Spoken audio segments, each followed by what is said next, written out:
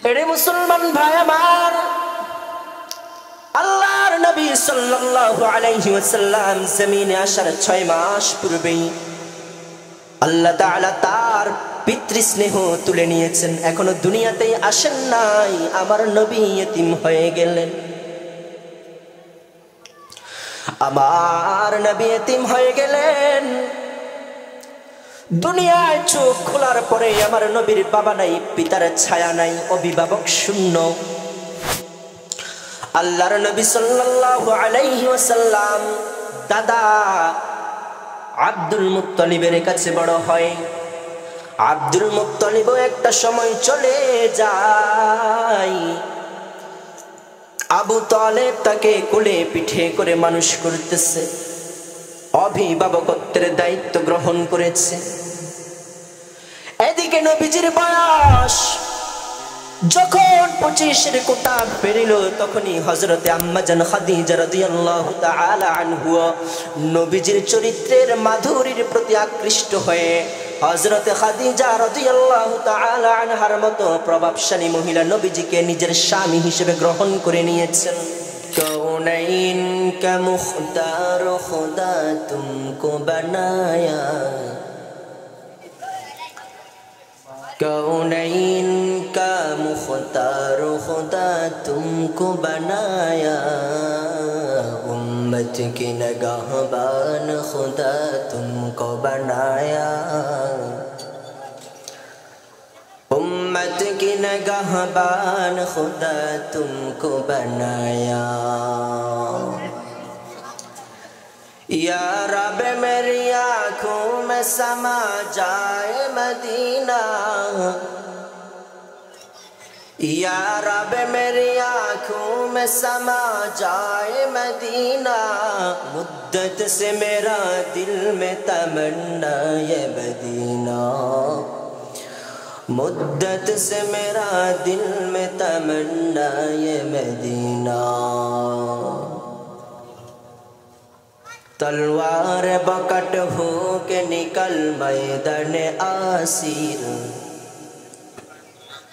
तलवार बकट हो के निकल मैदान आसीर, दुश्मन के मुकाबिल तो लगा नारे तकबीर, दुश्मन के मुकाबिल तो लगा नारे तकबीर। فما يزيدهم إلا طغيانا كبيرا। আল্লাহ তাবারাকা ওয়া তাআলা বলেন, আমি মিরাজের দৃশ্য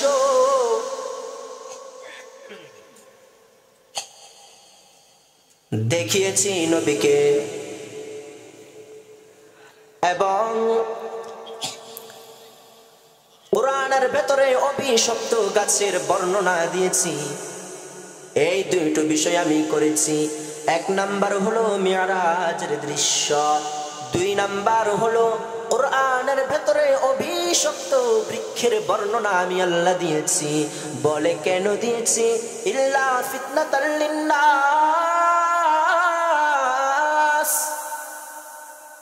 মানুষকে পরীক্ষা করার জন্য। মানুষ যদি এই পরীক্ষায় উত্তীর্ণ হয়, আল্লাহ বলেন ফামা ইয়াজিদুহুম ইল্লা তুগয়ানান কাবীরা। এরে মুসলমান ভাই আমার, যারা বিশ্বাস করবে না তাদের ভ্রান্ততা শুধু বাড়তেই থাকবে।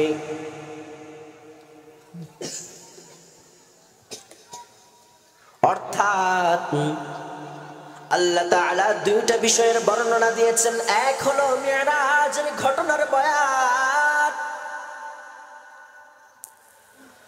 মানুষ চিন্তা করে, যখন মিরাজের ঘটনা শুনে মানুষ চিন্তা করে এক রাতের ভেতরে কিভাবে মসজিদে হারাম থেকে মসজিদে আকসা হয়ে সেই ঊর্ধ্বাকাশ গমন করলো। এটা তো একটা অসম্ভব বিষয়। আল্লাহ বলেন, এই সম্ভব বিষয়কে যদি তুমি বিশ্বাস করো তাহলে তুমি ঈমানদার। যদি বিশ্বাস না করো তাহলে তুই কাট্টা বেঈমান। আরেকটা হলো আশ-শাজারাতুল মালউনাতা ফিল কুরআন। কুরআনে কারীমের মাঝে আমার আল্লাহ অভিশপ্ত বৃক্ষের বর্ণনা দিয়েছেন। অভিশপ্ত বৃক্ষটা কি? সেটার নাম হলো যাক্কুম গাছ। লাআকিলুনা মিন ফি শাজারাতিন মিন যাক্কুম।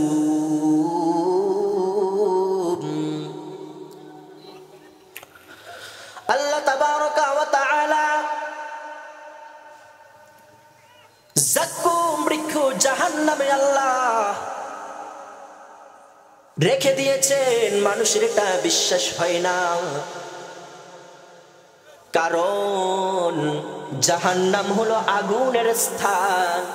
আগুনে কোনো কিছু জীবিত থাকতে পারে না, সতেজ থাকতে পারে না। জাহান্নামে আবার যাক্কুম বৃক্ষ থাকবে, এটা মানুষের মেধায় ধরে না। আল্লাহ বলেন মেধায় না ধরার পরেও বিশ্বাস যদি করো ইমানদার, বিশ্বাস না করলে বেঈমান। এবার আসেন মুসলমান, আসলে কি বিষয়গুলো অযৌক্তিক কিনা? বিশ্বাস বড় দামি জিনিস। 60 বছর আল্লাহ তাবারকা ওয়া তাআলা আপনারে হায়াত দিয়েছেন, নামাজ পড়লেন, কোরআন পড়লেন, সব করলেন, সব করলেন, সব করলেন, কিন্তু আল্লাহ তাবারকা ওয়া তাআলার কোনো কথার প্রতি একটু সন্দেহ পোষণ করে ফেললেন। এরে মুসলমান, আপনার 60 বছরের আমল সবগুলোই বরবাদ ঈমানের সার্টিফিকেট ছাড়া। তো বলছিলাম ভাই, এই যে মিরাজের যেই ঘটনা কিংবা আল্লাহ তাবারকা ওয়া তাআলা কুরআনে কারীমের মাঝে যেই বৃক্ষের বর্ণনা দিয়েছেন, আগুনের ভেতরেও বৃক্ষ হয়, এইটা কি অযৌক্তিক নাকি যুক্তির ঊর্ধ্বে? শব্দ দুইটা, কয়টা? দুইটা। একটা হলো অযৌক্তিক, একটা হলো যুক্তির ঊর্ধ্বে, একটা হলো বাস্তবিক ঘটার কোনো সম্ভাবনা নাই, এটা ঘটতেই পারে না। এটা যেভাবে মেধার বিরুদ্ধে তেমন বাস্তবতারও বিরুদ্ধে। কিন্তু আরেকটা হলো যুক্তির ঊর্ধ্বে, অর্থাৎ এটা ঘটতে পারে, তবে সেটা আমার যুক্তিতে ধরে না, আমার মেধায় ধরে না, কিন্তু সেটা অবশ্যই ঘটতে পারে। কথা বুঝেছেন? আমি একটা উদাহরণ দিয়েছিলাম, অমানুষ, অমূল্যবান। মানুষের শুরুতে যখন অশব্দটা লাগাইলো অমানুষ হলো, আবার মূল্যবানের শুরুতে যখন অশব্দ লাগাইলো তখন হলো অমূল্যবান। দুইটা দুই শব্দের শুরুতে লাগলো, একই দুই শব্দের শুরুতে লাগলো, কিন্তু অর্থ দিল ভিন্ন। একটা দিল নেগেটিভের অর্থ, একটা দিল পজিটিভের অর্থ, একটা দিল ইতিবাচকের অর্থ, একটা দিল নেতিবাচকের অর্থ। অমানুষ মানে তুই মানুষের কাতারেও পড়স না, এই দ্বারা নেগেটিভের অর্থ দিল। কিন্তু যদি বলা হয় এই মাহফিল, এই কোরআন এক অমূল্যবান গ্রন্থ, বলেন তো মূল্য নাই বুঝাইছে না অনেক বেশি মূল্য আছে বুঝাইছে? কথা বলেন, অনেক বেশি। একটা দুই শব্দের সাথে লেগেছে, অর্থ দুই রকম হয়ে গিয়েছে। ঠিক এরে মুসলমান ভাই আমার, তোমার জেহেনে কিছু জিনিস ধরবে না, তার মধ্যে হতে দেখা যাবে কিছু জিনিস বাস্তবেই অযৌক্তিক, সেটা ঘটতে পারে না, হতে পারে না। কিন্তু আর কিছু জিনিস আছে তোমার কাছে অযৌক্তিক মনে হতে পারে, তবে সেটা অযৌক্তিক না, তোমার যুক্তির ঊর্ধ্বের বিষয়। কথা বুঝেছেন? তাহলে মিরাজের ঘটনা কি অযৌক্তিক না যুক্তির ঊর্ধ্বের বিষয়? কথা বলেন, যুক্তির ঊর্ধ্বের বিষয়। প্রমাণ হলো,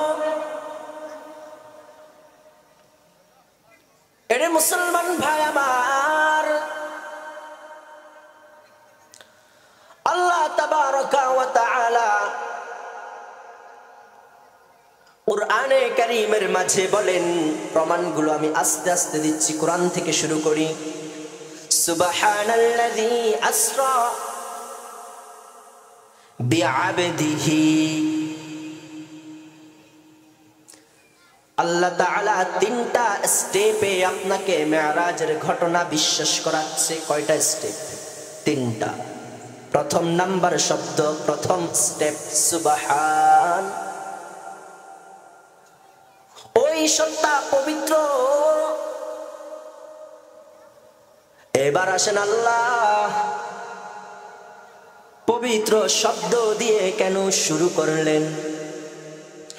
কারণ হলো কিছুক্ষণ পর আমি আল্লাহ এমন একটা বিষয় তোমাদের সামনে উপস্থাপিত করব, যেই বিষয়টা তোমাদের কাছে মনে হয় অযৌক্তিক, অসম্ভব বিষয়। তবে ও বান্দা, ভালো করে মনে রেখো, আল কুরআনে কারীমে আমি আল্লাহ সুবহানা বলে ঘোষণা দিয়ে দিয়েছি, তোমরা যেটাকে অসম্ভব মনে করো, সেই অসম্ভবের কাছ থেকে আমি আল্লাহ পবিত্র। অসম্ভব বলতে আমি আল্লাহর কাছে কোনো কিছু নাই। এই জন্য আল্লাহ এইদিকে ইঙ্গিত করে বলেন সুবহান, আমি আল্লাহ পবিত্র। তুমি যেই মেরাজের ঘটনাকে অসম্ভব মনে করো, সেই অসম্ভব কাজ থেকে আমি আল্লাহ পবিত্র। কারণ আমি আল্লাহর জন্য সব কিছু হলো সম্ভব। এক স্টেপে আপনাকে বিশ্বাস করিয়েছি। দ্বিতীয় নাম্বার স্টেপ, আল্লাযী আসরা, মহা পবিত্রবান সত্তা হলেন তিনি, যিনি ভ্রমণ করিয়েছেন। ওরে মানুষ, তুমি চিন্তা করো, মুহাম্মদ আরবি সাল্লাল্লাহু আলাইহি ওয়াসাল্লামের কাছে তোমার মতোই তো হাত, তোমার মতোই তো পা, তোমার মতোই তো চোখ, তোমার মতোই তো নাক। তিনি এত বিশাল জায়গায় এত অল্প টাইমে ভ্রমণ কিভাবে করেছেন? আল্লাহ বলেন সাবধান, মুহাম্মদ আরবি সাল্লাল্লাহু আলাইহি ওয়াসাল্লাম নবী হতে পারেন, তবে তার এই ক্ষমতা নাই। মুহাম্মাদের উপরে দোষ চাপায়ো না, আমি আল্লাহই তাকে ভ্রমণ করিয়েছি, আমি আল্লাহই ভ্রমণ করিয়েছি। আর যদি তুমি ইমানদার হও, তুমি যদি আমি আল্লাহকে বিশ্বাস করো, তাহলে তুমি অবশ্যই বিশ্বাস করবে যে আমি আল্লাহ অল্প টাইমের ভেতরে ভ্রমণ করাইতে পারি। আপনি যাতে অবিশ্বাস না করেন, আপনার বিশ্বাসকে মজবুত করার জন্য আল্লাহ বলেন, এটা মুহাম্মদ আরবি সাল্লাল্লাহু আলাইহি ওয়াসাল্লামের ক্ষমতা নয়, এটা আমি আল্লাহর ক্ষমতা। এবার বিশ্বাস না করে কোথায় যাবে? আল্লাহ কি আমাদের মতো? বিআবদিহি, আল্লাহ ভ্রমণ করিয়েছেন তার বান্দাকে। আপনাকে আরো একভাবে আল্লাহ বিশ্বাস করাচ্ছেন, তিনি রাসূল হয়েছেন এজন্য ভ্রমণ করাইছেন, এজন্য আল্লাহ পাওয়ার দিয়েছেন। বিষয়টা এমন নয় তিনি নবী, আল্লাহ এজন্য পাওয়ার দিয়েছেন, বিষয়টা এমন নয়। আল্লাহ ইচ্ছে করলে যে কোনো বান্দাকে এই ভ্রমণ করাইতে পারেন, এই জন্য এটা আল্লাহ তাআলার একক ক্ষমতা। এই জন্য আল্লাহ বলেন বিআবদিহি, মুহাম্মদ আরবিকে আমি রাসূলের গুণে গুণান্বিত করাইও আমি আল্লাহ ভ্রমণ করাই নাই, নবুয়তের গুণে গুণান্বিত করেও ভ্রমণ করাইনি। আমি আল্লাহ বান্দার গুণে গুণান্বিত করাই ভ্রমণ করিয়েছি। আর আমি আল্লাহ যদি ইচ্ছা করি, পৃথিবীর এই 750 কোটি মানুষের ভেতর থেকে যে কোনো বান্দাকে ভ্রমণ করাইতে পারি। অতএব মুহাম্মদ আরবিকে অবিশ্বাস করার কিছুই নাই। যা করেছি আমি করিয়েছি, আমি আমার পাওয়ার দ্বারা করিয়েছি, আমার কথাটা বিশ্বাস কর। কয়ভাবে বিশ্বাস করিয়েছেন? 3 ভাবে। সুবহান আল্লাযী আসরা বিআবদিহি, আল্লাহ তাআলা বলেন লাইলাম মিনাল মাসজিদিল হারাম ইলাল মাসজিদিল আকসা আল্লাযী বারাকনা হাওলাহু। মসজিদে হারাম থেকে আল্লাহ তাআলা মসজিদে আকসা পর্যন্ত ভ্রমণ করিয়েছেন রাতের কিছু অংশের ভেতরে। মূল কথা এবার আল্লাহ বলেছেন 3 ভাবে আপনারে বিশ্বাস করাইছে। তুই যেটারে অসম্ভব মনে করস, সেটা আমি আল্লাহ সেই অসম্ভব হওয়া থেকে পবিত্র। আমি আল্লাহর কাছে অসম্ভব বিষয়ে সম্ভব। মুহাম্মদ নিজে ভ্রমণ করে নাই, আমি ভ্রমণ করিয়েছি। মুহাম্মদ না, শুধু যে কোনো বান্দাকে আমি ভ্রমণ করাইতে পারি। এই তিন ভাবে আপনারে বিশ্বাস করাইয়া, যেটা আপনার কাছে এবার অযৌক্তিক মনে হয় সেটা আল্লাহ বয়ান দিয়ে বলেন, রাতের কিছু অংশে মসজিদে হারাম থেকে মসজিদে আকসা পর্যন্ত। প্রিয় ভাইরা আমার, আল্লাহ তাবারকা ওয়া তাআলা ওই মেরাজের রাতে নবীকে শুধু মসজিদে হারাম থেকে মসজিদে আকসা পর্যন্ত ভ্রমণ করান নাই, আমার আল্লাহ মসজিদে আকসা থেকে আরো উর্দু জগতেও ভ্রমণ করিয়েছেন, কিন্তু সেটা কোরআনে দেন নাই। কোরআনে শুধু ইসরার কথা, অর্থাৎ মসজিদে হারাম থেকে মসজিদে আকসা পর্যন্ত ভ্রমণ করাইছেন, এতটুকু আছে। তার উপরে গিয়েছে সেই বর্ণনা কোরআন নাই, অর্ধেক আছে অর্ধেক নাই। কেন? কথা বুঝেছেন? অর্ধেক আছে অর্ধেক নাই কেন? কুরআনে কারীমের আয়াতগুলোর ভেতরে একটু তাকাইয়ে দেখেছি, আল্লাহ তাবারকা ওয়া তাআলা কুরআনে কারীমে এমন বিষয় বর্ণনা করেছেন যে বিষয়গুলো কিয়ামতের আগে কোনো একদিন না কোনো একদিন বান্দার কাছে সম্ভব বলে মনে হবে। কথা বুঝেছেন? কোরআনের মেয়াদ পৃথিবীবাসীর জন্য কতদিন? কিয়ামত পর্যন্ত। তো আল্লাহ তাবারকা ওয়া তাআলা কোরআনের একটা সৌন্দর্য হলো, কোরআনের বিষয়গুলা আল্লাহ কোরআনে এমন বিষয় তুলে ধরেছেন যে কিছু ঘটনা আল্লাহ কিয়ামতের আগে এমন ভাবে ঘটাবেন, বা মানুষের জ্ঞান এতটা বিস্তৃত করে দেবেন যে মানুষের কাছে যেটা আগে কোরআনের যে আয়াত আগে অসম্ভব মনে হতো, সেটা কিয়ামতের আগে যে কোনো একদিন সম্ভব হবেই, মনে হবে, সম্ভব মনে হবে। যেমন এই যে এই আয়াত, মসজিদে হারাম থেকে মসজিদে আকসা পর্যন্ত 1450 বছর আগে যখন বেঈমানদেরকে বলেছে, ওই বেঈমানরা সবাই অবিশ্বাস করেছে, কারণ এটা কোনোভাবেই সম্ভব না। প্রায় 1 মাসের উপরের পথ সামান্য রাতের অংশের ভেতরে কিভাবে ভ্রমণ করে, এটা অসম্ভব বিষয়। কিন্তু দেখেন বিজ্ঞান এখন বলে এটা সম্ভব। আপনারা বলেন এখন কি রাতের কিছু অংশে মসজিদে হারাম থেকে মসজিদে আকসা পর্যন্ত ভ্রমণ করতে পারবে কি পারবে না? কথা বলেন, পারবে? সেই রকম যানবাহন এখন তৈরি হয়েছে? হ্যাঁ, হয় নাই বোধ হয়। তাহলে দেখেন কোরআনে যতটুকু বর্ণনা আছে, আমার সূত্র ছিল কি যে আল্লাহ তাআলা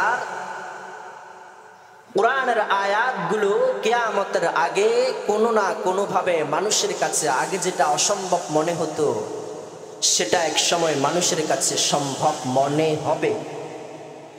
1450 বছর আগে বেঈমানরা মুসলমানদেরকে মূর্খ বলেছে, যেটা তো অসম্ভব বিষয়, কিন্তু যাদেরকে মূর্খ বলেছে আজকেই তাদেরকে পৃথিবীর বিজ্ঞান বলে, তারা ছিল শিক্ষিত। হ্যাঁ, এটা সম্ভব।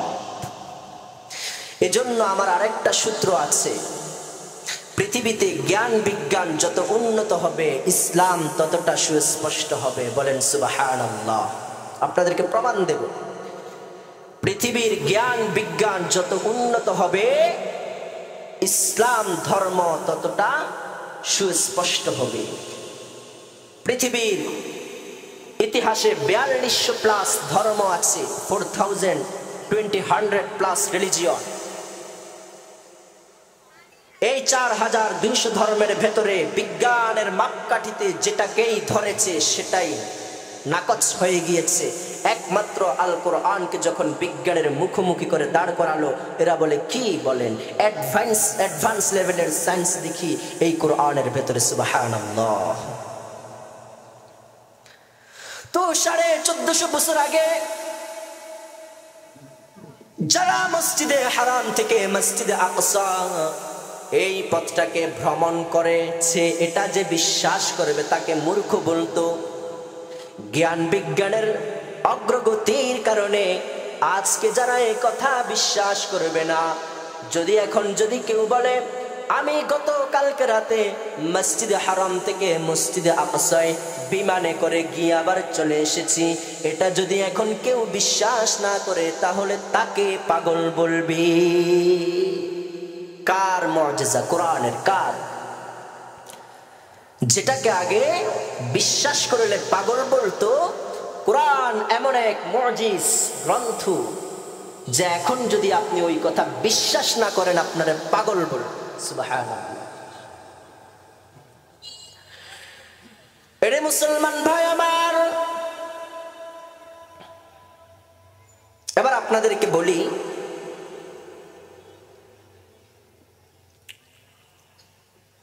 কোন দিকে কথা বলতাম সবগুলো মাথায় এসে আছে। আচ্ছা, আয়াত শেষ করি। লিনুরিয়াহু মিন আয়াতিনা, আল্লাহ তাআলা মেরাজ কেন ঘটাইলেন? আল্লাহ বলেন আমি নবী মুহাম্মদ আরবি সাল্লাল্লাহু আলাইহি ওয়াসাল্লামকে আমার কুদরতের নিদর্শন দেখানোর জন্য। ইন্নাহু হুয়াস সামিউল বাসীর, নিশ্চিত আল্লাহ তাআলা সর্বশ্রোতা এবং সর্বদ্রষ্টা। লিনুরিয়াহু মিন আয়াতিনা, আমি মুহাম্মদ আরবি সাল্লাল্লাহু আলাইহি ওয়াসাল্লামকে মেরাজ ঘটিয়েছি আমার কুদরতের নিদর্শন দেখানোর জন্য। আমি আল্লাহ তাকে আমার ক্ষমতার অনেকগুলো নিদর্শন সেখানে দেখিয়ে দিয়েছি। এখন প্রশ্ন হলো, ওই নিদর্শন দেখানোর প্রয়োজন পড়লো কেন?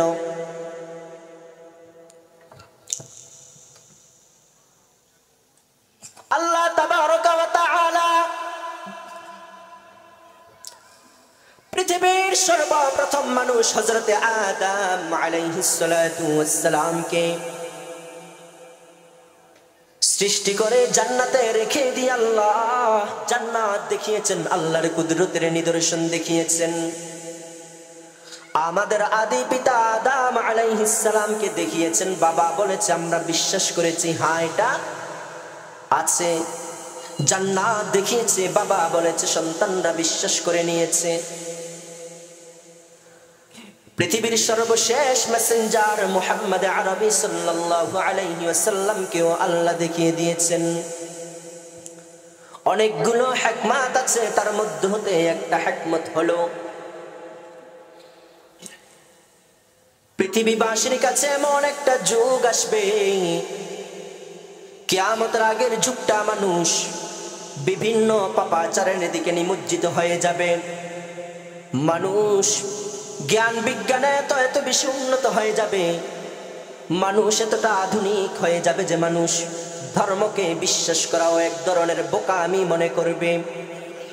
তো আল্লাহ তাবারক ওয়া তাআলা নবী মুহাম্মদ আরবি সাল্লাল্লাহু আলাইহি ওয়াসাল্লাম, যার জীবনে মিথ্যার কোনো কলঙ্ক নাই, এমন মানুষকে আল্লাহ আশ্চর্য জিনিস দেখিয়ে পৃথিবীবাসীকে মেসেজ দিয়ে দিলেন, সবচেয়ে পৃথিবীর সেরা সত্যবাদী তোমাদের কাছে বর্ণনা করে দিয়েছে, জান্নাত আছে, জাহান্নাম আছে, আমি আল্লাহ আছি, তোমরা বিশ্বাস করে নাও।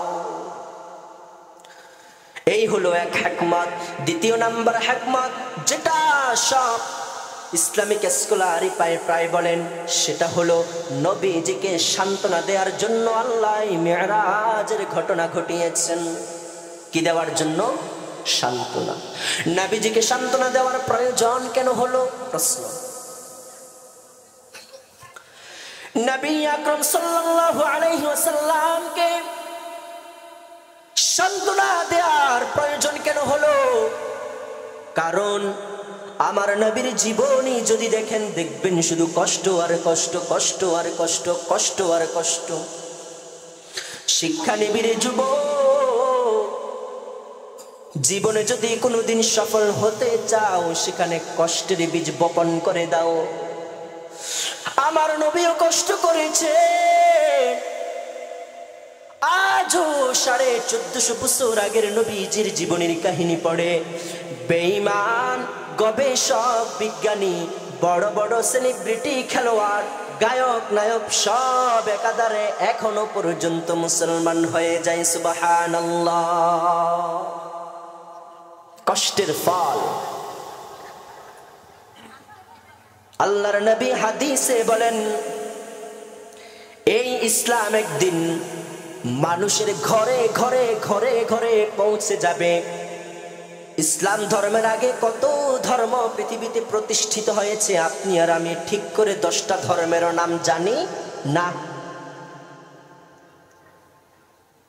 দেখেন, কিন্তু আল্লাহ তাআলার নবী বলেছেন 1450 বছর আগে ইসলাম মানুষের ঘরে ঘরে পৌঁছে যাবে। হয়তো তখন মানুষ মুহাম্মদ আরবি সাল্লাল্লাহু আলাইহি ওয়াসাল্লামের কথা শুনে বলতো, পাগলে কি যে বকে। কিন্তু বাস্তবে আল্লাহ তাআলা এখন এমন এক প্রযুক্তি আর ইন্টারনেটের যুগ আল্লাহ দিয়ে দিলেন, মানুষ আসলে ঘরে বসে বসে এখন কোরআনের আওয়াজ পেয়ে যায়। 1450 বছর আগের নবীর সেই ভবিষ্যৎবাণী সত্য হয়েছে কি হয় নাই? কথা বলেন।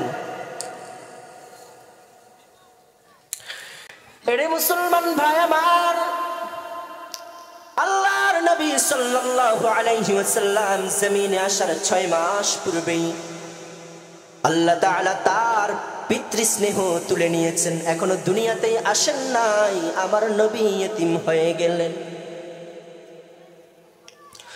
আমার নবী ইতিম হয়ে গেলেন। দুনিয়ায় চোখ খোলার পরে আমার নবীর বাবা নাই, পিতার ছায়া নাই, অভিভাবক শূন্য। আল্লাহর নবী সাল্লাল্লাহু আলাইহি ওয়াসাল্লাম দাদা আব্দুল মুত্তালিবের কাছে বড় হয়। আব্দুল মুত্তালিবও একটা সময় চলে যায়। আবু তালেব তাকে কোলে পিঠে করে মানুষ করতেছে, অভিভাবকত্বের দায়িত্ব গ্রহণ করেছে। এদিকে নবীজির বয়স যখন 25-এর কোটা পেরিল, তখনই হযরতে আম্মা জান খাদিজা রাদিয়াল্লাহু তাআলা আনহা নবীজির চরিত্রের মাধুরীর প্রতি আকৃষ্ট হয়ে হযরতে খাদিজা রাদিয়াল্লাহু তাআলা আনহার মতো প্রভাবশালী মহিলা নবীজিকে নিজের স্বামী হিসেবে গ্রহণ করে নিয়েছেন। আমার নবীও আস্তে আস্তে যুবক বয়স পেরিয়ে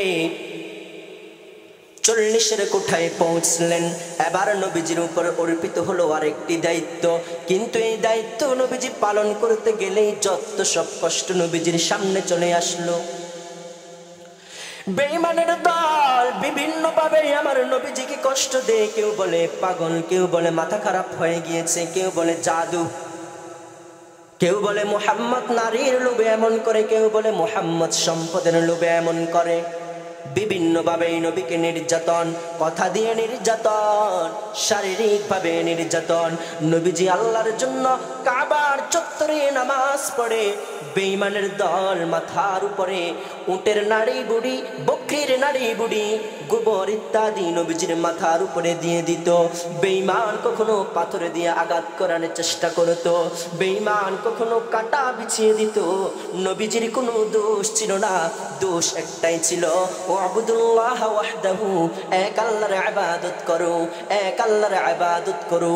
পৃথিবীবাসী, আমার কোনো স্বার্থ নাই, আমার কোনো স্বার্থ নাই, আমাকে তো নির্যাতন করো না, তোমরা আল্লাহর ইবাদত করো, আল্লাহকে চেনো, আল্লাহকে মানো। আমি শুধু এই দাওয়াতে তোমাদেরকে দিচ্ছি। নবীজি এই দাওয়াত দেওয়ার কারণে বেঈমানদের সহ্য হয় না।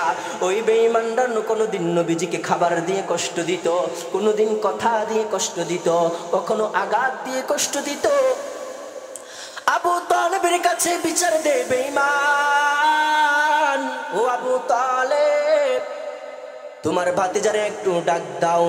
আল্লাহর নবীকে যখন আবু তালেব বলে, ও আমার ভাতিজা এমন এমন করো না, আল্লাহর নবীকে আবু তালেব বলে, আল্লাহর নবী আবু তালেবকে বলে, ও আমার চাচা যান, আমি আপনাকে ভালোবাসি, আপনি আমার পরম ভালোবাসার মানুষ, অভিভাবক আমার, এখনো পর্যন্ত আপনি ছায়া দিয়ে আছেন আমার মাথার উপরে, কিন্তু ও চাচা শ্রদ্ধার সাথে আপনাকে স্মরণ করে বলছি, আপনি আমাকে সব কথা বলেন, আমি সব কথা মেনে নিতে পারবো, কিন্তু আল্লাহর প্রতি মানুষকে আহ্বান করব না, এই কথা আমি মেনে নিতে পারবো না। যদি আমার ডান হাতে সূর্য, বাম হাতে যদি চাঁদ এনে দেন, পৃথিবীর সম্পদ না, পৃথিবীর সম্পদ না, একেবারে সূর্য আর চাঁদ যদি আমার হাতে এনে দেন, আমি মুহাম্মদ আরবি সাল্লাল্লাহু আলাইহি ওয়াসাল্লাম এই দাওয়াত থেকে বিরত থাকতে পারবো না। তখন আমার নবীজির কে আবু তালেব বলে, ঠিক আছে যাও, তুমি তোমার কাজ করতে শেখো। আল্লাহর নবী সাল্লাল্লাহু আলাইহি ওয়াসাল্লাম এই দাওয়াত দেওয়ার কারণে 3 থেকে 4টা বছর পর্যন্ত শিয়াবে আবু তালেব নামক বিশাল এক কারাগারের ভেতরে নবীজিকে বন্দী করে রাখলো। শুধু নবীজিকে না, নবীজির সহচর, নবীজির যে পরিবার, সবাইকে 3 থেকে 4 বছর কারাবন্দী করে রাখলো। সেখানে আমার নবীকে কোনো খাবার, কোনো কিছুই দিত না। ও মুসলমান, ঠিক করে ঘুমাইতে দিত না, খাওয়ার খেতে দিত না, কিছুই দিত না। আল্লাহর নবী সাল্লাল্লাহু আলাইহি ওয়াসাল্লাম এবং তার পরিবার খাবার দাবার না পেয়ে, বাহিরে থেকে কোনো মানুষ যদি কোনো কিছু বিক্রি করতে আনতো, সেখানে বিক্রি করতে দিত না। তাদের সাথে ব্যবসায়িক লেনদেন বন্ধ করে দিয়েছে, খাবার দাবার আসা সব রাস্তা বন্ধ করে দিয়েছে। নবী এবং নবীজির পরিবার ওই খাবার না পেয়ে গাছের ছাল খেয়েছে, গাছের পাতা খেয়েছে। রে মুসলমান, কোনো কিছু না, কোনো কিছু না, শুধু সেই সুদূর সৌদি আরব থেকে নিয়ে বাংলাদেশের দক্ষিণ গুথুমার এই প্রত্যন্ত অঞ্চলে আব্দুল করিম সাহেবের কাছে ঈমানের দাওয়াত পৌঁছানোর জন্য আমার নবী চরম কষ্টের মুহূর্ত অতিবাহিত করেছে। আপনি একটা জিনিস চিন্তা করেন,